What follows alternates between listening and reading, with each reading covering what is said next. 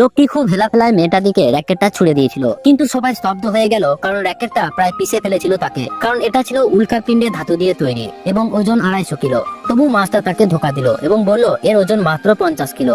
সে মেয়েটাকে বলল সে যেন প্রতিদিন এই র্যাকেট দিয়ে 1000 শট প্র্যাকটিস করে, কারণ এইভাবেই সে পিং পং চ্যাম্পিয়নশিপ জিততে পারবে।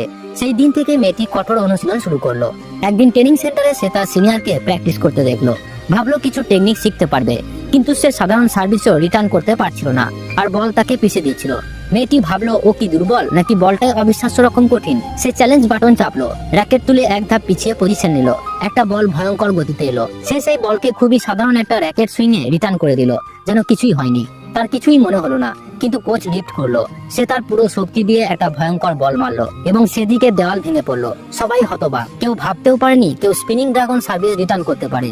এই সার্ভিস এত দ্রুত মানুষ বলে ছায়াও দেখতে পায় না। পিং পং জিনিয়াসরাও রিটার্ন করতে হিমশিম খায়, কিন্তু মেয়েটি শুধু রিটার্নই করলো না, কাউন্টার করলো এবং দেওয়াল ভেঙে ফেললো। কোচ বুঝে গেল সে সাধারণ মেয়ে নয় এবং চিৎকার করে বলল এই জিনিয়াসকে খুঁজে বের করো। তাকে জানাই ছিল না পিং পং এর ঈশ্বর আসলে সেই গ্রাম্য মেয়ে যাকে সবাই তুচ্ছ ভাবতো।